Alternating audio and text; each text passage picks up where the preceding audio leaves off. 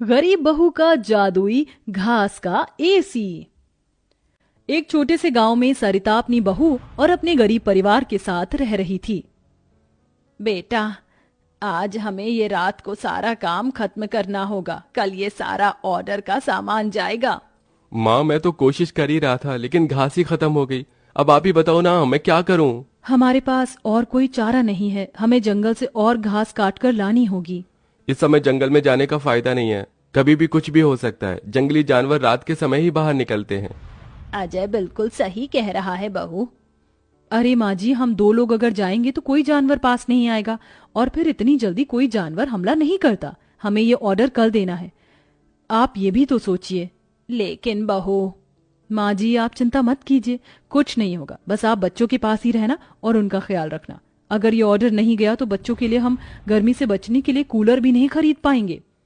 सरिता की बहू भाविका और उसका बेटा, वो तीनों घास से पंखे कूलर बनाने का काम किया करते थे, इसलिए उन्हें घास की जरूरत पड़ती थी। वह आधी रात के समय जंगल में जाते हैं। भाविका, जरा से भी हलचल हुई तो मुझे बता देना, कभी भी कुछ भी हो सकता है। ठीक है जी, मैं आपको बता दूंगी। अजय और भाविका दोनों ही जंगल में घास काट रहे होते हैं, तब उन्हें झाड़ियों से आवाज आने लगती है। क्या तुमने भी वहां से कोई आवाज सुनी है? हाँ जी, मैंने भी सुनी है। मैंने तुम्हें कहा था ना, इस समय आना ठीक नहीं है। चलो देखते हैं उधर क्या है। भाविका और अजय झाड़ियों के पास जैसे ही जाते हैं, उन झाड़ियों के पीछे से एक आदमखोर भेड़िया निकलता है। भाविका, भागो यहाँ से, यहाँ पर तो बहुत खतरनाक भेड़िया है। अजय और भाविका दोनों अपनी जान बचाकर भागने लगते हैं। अजय, अब हम लोग क्या करें? कहीं भेड़िए ने हमें खा लिया तो? रुकना मत, बस भागती जाओ।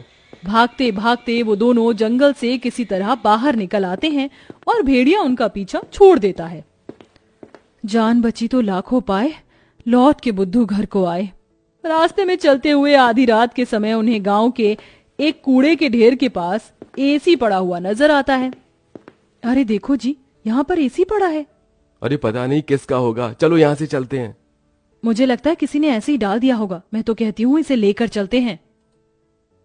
भाविका अजय को एसी ले जाने के लिए मना लेती है, जिसके बाद वो दोनों उस एसी को घर ले आते हैं। तुम दोनों तो घास लेने गए थे, ये क्या लेकर आ गए हो? ये हमें रास्ते में पड़ा मिला। जब हम कूलर पंखे बना लेते हैं तो एसी भी बना सकते हैं। इस खराब एसी को छोड़ो और ये बताओ, क्या तुम घास लेकर आई हो? सरिता के ये बोलने के बाद जंगल की दुर्घटना के बारे में दोनों बताते हैं, जिसे सुनकर सरिता हैरान रह जाती है। अच्छा, इसका मतलब बहुत बड़ी मुसीबत से बचकर आए हो तुम दोनों, और साथ में ये कचरा उठाकर ले आए। वह तीनों बहुत ज्यादा परेशान हो जाते हैं। कल का ऑर्डर पूरा करने के बाद उन्हें कुछ पैसे मिल जाते, लेकिन घास न होने की वजह से उनका ऑर्डर पूरा नहीं हो पाता और वह ऑर्डर कैंसिल हो जाता है। अगले दिन उनके टूटे फूटे घर के अंदर धूप की किरणें आने लगती हैं, जिससे बहुत ज्यादा गर्मी हो जाती है। हे भगवान, कितनी गर्मी लग रही है, घर में पंखा भी नहीं चल रहा है। मुझे भी बहुत गर्मी लग रही है। पिताजी पिताजी, हमें बहुत गर्मी लग रही है, हमारे घर में एक पंखा भी ठीक से नहीं चलता।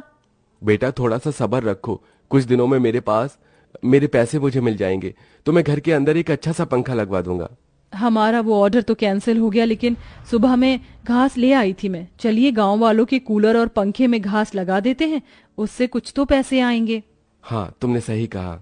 भाविका और अजय दोनों मिलकर पुराने कूलरों के अंदर घास लगा रहे होते हैं और यहाँ घर में राजू दिशा गर्मी से परेशान हो रहे होते हैं। काश कि हमारे घर में भी कोई एसी होता। तभी दिशा की नजर उसके पिता के लाए हुए एसी के ऊपर पड़ती है। अरे राजू, जरा इसे देखो, लगता है पिताजी हमारे लिए एसी लेकर आए हैं, पर उन्होंने ये एसी अभी तक क्यों नहीं लगाया? क्योंकि ये एसी खराब है, बस इसीलिए। कल रात तुम्हारे माता पिता को यह कूड़े करकट में मिला था। ये सुनने के बाद राजू इस बात से तो खुश होता है कि उसके पिताजी पुराना ही सही, कम से कम एक एसी तो घर पर लेकर आए। कुछ देर बाद वह अपने दोस्तों के पास खेलने चला जाता है। ढोलू ढोलू, कहाँ हो तुम? चलो खेलते हैं। आज मैं नहीं आ सकता, बहुत गर्मी है, और इतनी गर्मी में मेरा मन नहीं कर रहा है आने का, क्योंकि मेरे घर के अंदर एसी लगा हुआ है। मैं उसकी ठंडी हवा में ही बैठना चाहता हूँ। क्या कहा? तुम्हारे घर के अंदर भी एसी है? हाँ, और हमारा एसी बहुत अच्छा चलता है, बहुत ठंडा कर देता है घर को। राजू यह सुनकर बहुत खुश होता है। वह वापस अपने घर पर आता है और अपने पिता से कहता है, पिताजी पिताजी मेरे लिए एसी ठीक कर दीजिए, बहुत गर्मी होती है घर के अंदर, मेरे सभी दोस्तों के पास एसी है। राजू बेटा, मैं एसी ठीक करने वाला नहीं हूँ। कहीं मुझसे एसी खराब हो गया तो ज्यादा पैसे चले जाएंगे उसे ठीक करवाने में। अरे पिताजी आप तो एक्सपर्ट हो, आपको तो सब कुछ आता है, आप एसी को भी ठीक कर दोगे मुझे पता है। राजू के कहने पर अजय एसी को ठीक करने की कोशिश करता है। अजय को लगता है कि उसके ठीक करने पर एसी ठीक हो गया होगा, लेकिन एसी ऑन होते ही उसके अंदर से धुआं निकलने लगता है।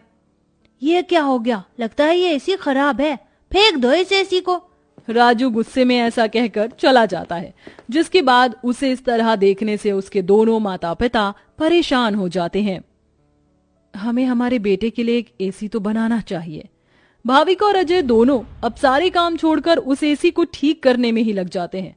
वह उसकी ठंडी हवा खाने के लिए उसके चारों तरफ हरी घास लगा देते हैं, जिससे कि उस एसी की हवा और भी ज्यादा ठंडी हो जाए। चलो अब एसी तैयार है, इसे चलाकर देखते हैं। भाविका जैसे ही घास का एसी चलाती है, अचानक से उस एसी के आंख नाक मुंह बन जाते हैं।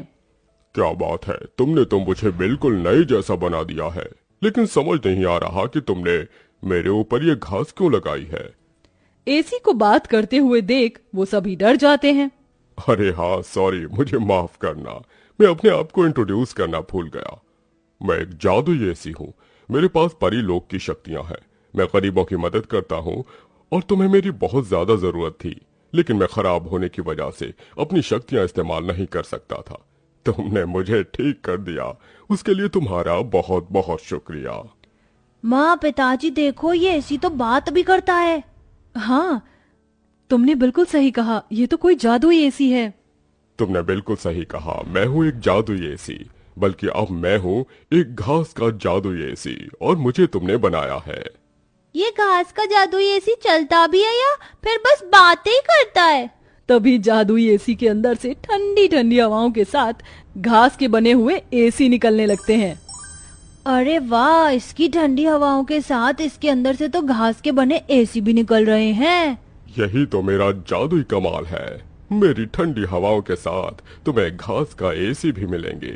ये तो सोने पर सुहागा हो गया। ऐसा जादुई एसी मैंने कभी नहीं देखा।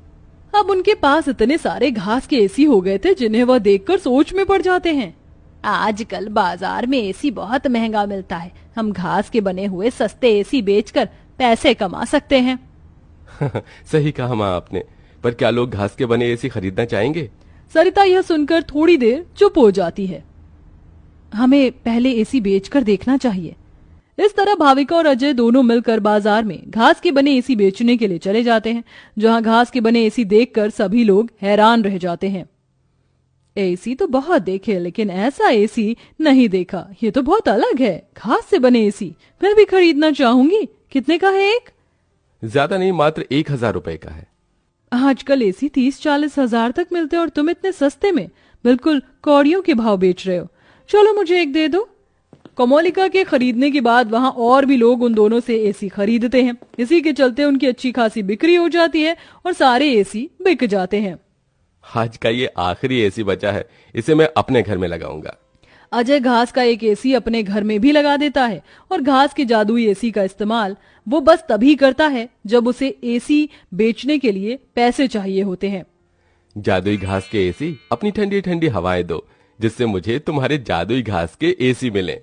अजय के इतना बोलते ही जादुई घास के एसी के अंदर से ठंडी ठंडी हवाओं के साथ घास के बने एसी निकल आते हैं। इस तरह धीरे धीरे अजय अपना घास के बने एसी का बहुत बड़ा बिजनेस खोल लेता है और धीरे धीरे उसकी सारी परेशानियां खत्म हो जाती हैं।